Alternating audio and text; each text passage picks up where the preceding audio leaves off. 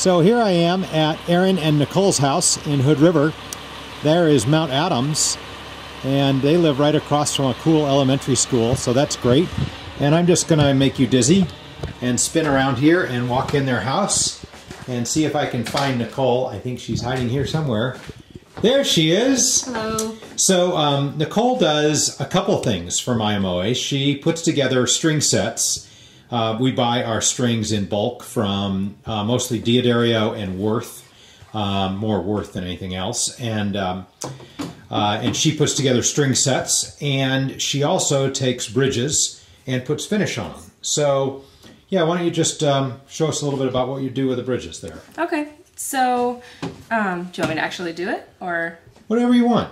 Okay, well, we'll try one. So you get the bridges from Ben. We have them machined here in town on a CNC machine. Ben Bonham designed it, and Ben picks them up and has to cut off little ends that they use to hold it while it's being machined, and then Nicole gets them from Ben.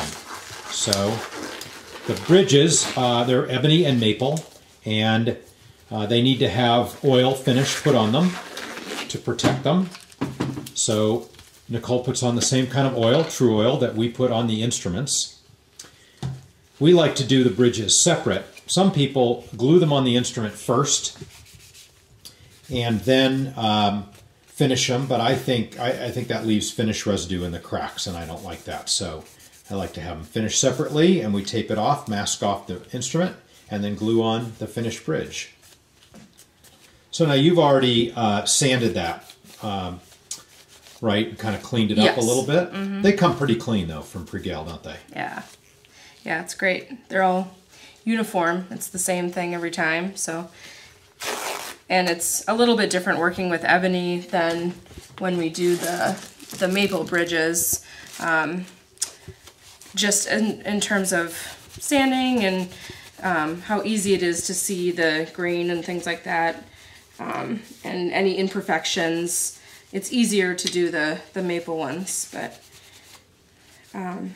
yeah, because the ebony just shows everything. Yeah. It's that way when we're working with ebony backs and sides. So then I just wipe it off, and then I leave it on these boards that I made for the first coat, and I leave it overnight, and then the next day I take some steel wool, and I steel wool the shininess off of the bridges, and repeat the same step again, and let them dry overnight again, and do another steel wool, and then I deliver them to, well, then I put the nut back in. Is that it? Saddle.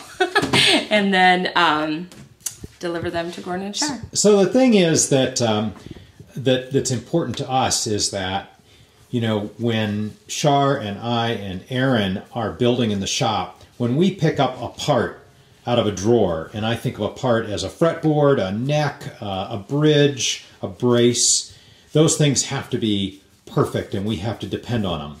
And so the nice thing here is Nicole is an incredible perfectionist, and so she gets these from Ben and then goes over them. And so by the time they've got finish on them and we get them in our shop, we know that they're perfect, and she's checked everything over. And it seems simple, but gosh, we have, how many different varieties of bridges? Maybe 6, I think. Maple and ebony, 6-string, soprano, and regular 4-string. Yeah. Yep.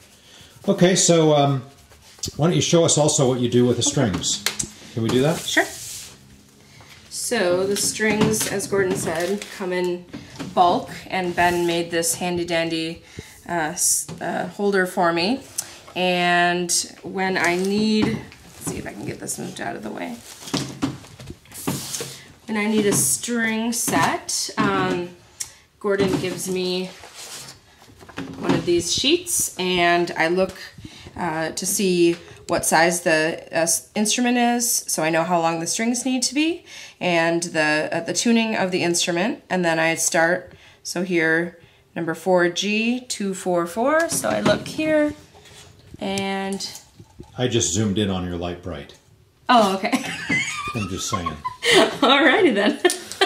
I didn't mean to. I'm glad you clarified. So then I have it marked out here. This is a tenor instrument. So take it and cut it off and then wrap it.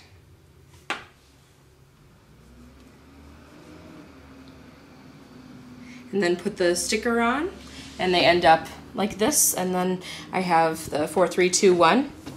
And at the end, this sheet is actually labels. So put the sticker on, very straight and even, as is expected by a perfectionist, as Gordon or I would attest to. And then fill it up with one of each of the strings. 4, 3, 2, 1. So, you know, I don't really watch the string part of our business very closely. I think we lose money at strings, but we do it as a service for our owners because, you know, some of the string sets you can get off the shelf like a standard Worth set. But if it's got a wound low G, then you can't. We're the only ones that put those together. So I think it's nice to have those. Mm-hmm. And Nicole does a great job at doing these. So thanks for spending Sunday morning with us. And we'll see you all next week on another edition of Unscripted. Bye-bye. Bye.